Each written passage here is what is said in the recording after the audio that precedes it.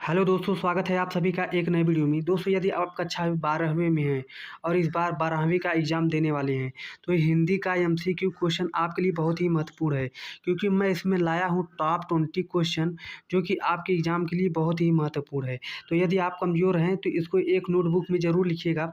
ये केवल चैप्टर 1 का है, मैं चैप्टर वाइज बताते चलूँगा। ये चैप्टर 1 का है। चैप्टर 1 में जितने भी इम्पॉर्टेंट हैं मैं उसको बताता जाऊँगा। तो चलते हैं, वीडियो की स्टार्ट करते हैं। उससे पहले आप नए हैं तो हमारे चैनल को सब्सक्राइब कर लेना और अपने दोस्तों को भी साथ भी शेयर कर देना। तो चलते हैं, ये जो चैप्टर 1 है इनके सभी 20 एमसीक्यू क्वेश्चन कराते हैं, ठीक। यदि आप कमज़ोर हैं तो इसको एक कॉपी में लिख कर ज़रूर रखना, क्योंकि आप लिखे रहेंगे तो आप रिवीजन अच्छे से कर पाएंगे। तो चलते हैं, हम पहले वीडियो को स्टार्ट करते हैं। अगर यहाँ पहले क्वेश्चन की बात करें तो यहाँ पर पहला क्वेश्चन है कि हरिवंश राय बच्चन का जन्म कहाँ हुआ था। जी हाँ, हरिवंश नारायण बच्चन का जन्म कहाँ हुआ था। यहाँ पर 4 ऑप्शन है। यहाँ पे इलाहाबाद, यहाँ पे कानपुर, यहाँ पे लखनऊ। तो यानी बता दें कि हरिवंश राय बच्चन जो हैं वो इलाहाबाद के निवासी थे। तो उनका जन्म क्या हुआ था, उनका जन्म हुआ था इलाहाबाद में। तो ये यानी कि दूसरा ऑप्शन करेक्ट हो जाएगा, इलाहाबाद। अब चलते हैं, क्वेश्चन नंबर दूसरे की बात करते हैं। तो यहाँ पर क्वेश्चन नंबर दूसरा है कि हरिवंश राय बच्चन का जन्म कब हुआ था।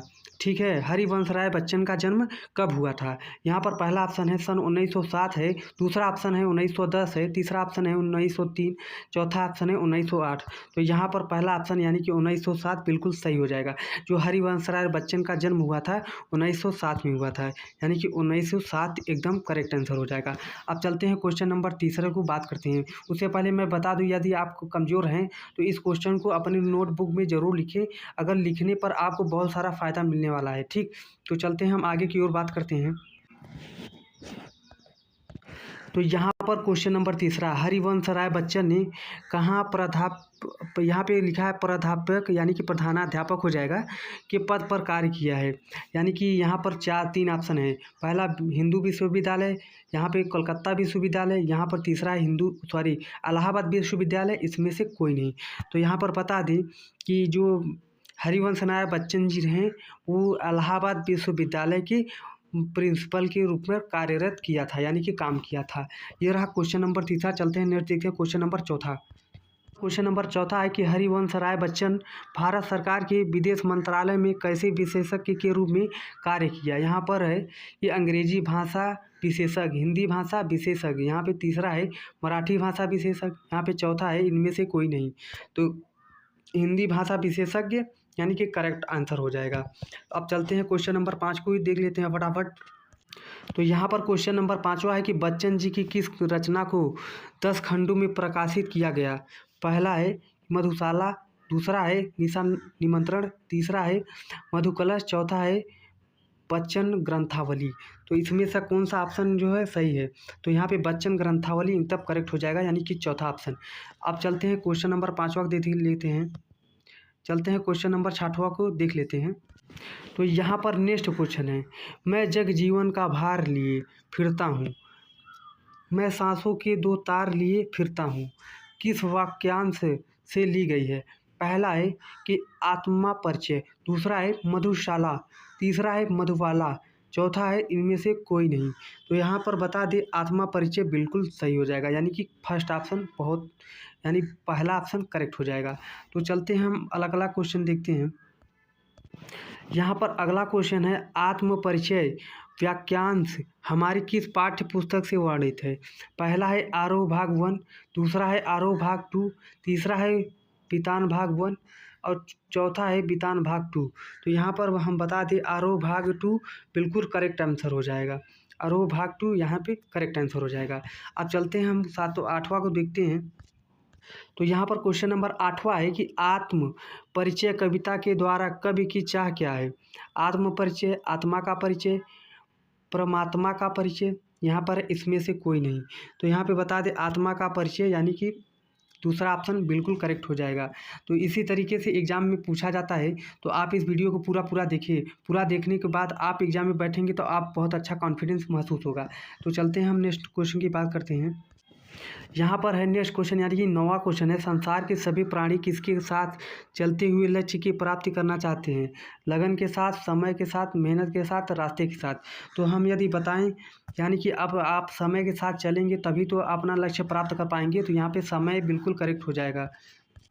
यहाँ पर क्वेश्चन नंबर 10वां है कि मनुष्य को किसके साथ कदम मिलाकर चलना चाहिए? मित्र के साथ, या परिवार के साथ, या समय के साथ, या इनमें से कोई नहीं। तो हम आपको बता दें, यदि आपके पास समय ही नहीं है तो आप किसी के पास ही कदम मिलाकर नहीं चल पाएंगे। तो सबसे पहले आपको समय के साथ कदम मिलाकर चलना होगा। इसलिए यहाँ पर ऑप्शन नंबर 3 एकदम करेक्ट हो जाएगा। तो चलते हैं हम क्वेश्चन नंबर 11वां को देखते हैं।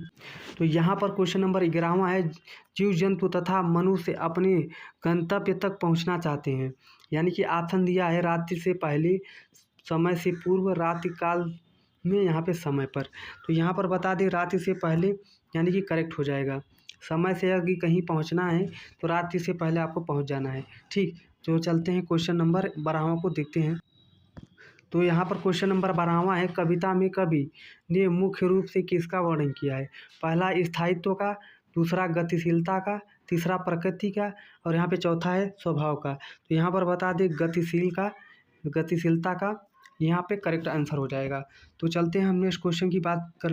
तो ये रहा क्वेश्चन नंबर 13वां, प्रस्तुत कविता में मनुष्य की प्रयत्नशीलता की तुलना किससे की गई है?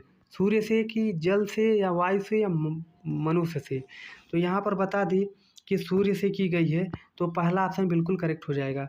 ये रहा 13वां क्वेश्चन। अब चलते हैं हम 14वां क्वेश्चन को देख लेते हैं। तो ये रहा 14वां क्वेश्चन। यहाँ पर है, दिन का पंथी में कौन सा अलंकार है? ठीक, अनुप्रस्थ अलंकार, यहाँ पर अनुप्रास अलंकार, यहाँ पे रूपक अलंकार, यमक अलंकार, पुनरुक्ति अलंकार। तो इसमें से कौन सा अलंकार सही है? तो रूपक अलंकार बिल्कुल करेक्ट होगा, यानी कि दूसरा ऑप्शन सही हो जाएगा। तो चलते हैं नेक्स्ट नंबर क्वेश्चन। यहाँ पे 15वां नंबर क्वेश्चन है कि प्रस्तुत कविता में विकल का क्या अर्थ है? व्याकुल होना, या याधुर्य होना, या अनुकूलन, या भय? तो यहाँ पर ऑप्शन नंबर फर्स्ट, यानी कि व्याकुल होना बिल्कुल करेक्ट है। ये रहा 15वां नंबर क्वेश्चन। तो आई होप इन सभी क्वेश्चन को आप समझ गए होंगे। तो मिलेंगे नेक्स्ट वीडियो में। यदि आपको अच्छा लगा हो तो लाइक करना। अब हम लाएंगे चैप्टर नंबर 2। ये रहा चैप्टर नंबर फर्स्ट का रहा। अब हम लाएंगे चैप्टर नंबर 2 का 15 मोस्ट इंपॉर्टेंट क्वेश्चन। तो यदि आप पहला वाला देख लिए हैं तो सब्सक्राइब कर लिए हमारे चैनल। चैप्टर नंबर 2 हम अपलोड करेंगे तो आपके फ़ोन पे ज़रूर जाएगा। तो मिलेंगे नेक्स्ट वीडियो में, और अपना ख्याल रखना और अपने स्टडी समय के साथ करते रहना।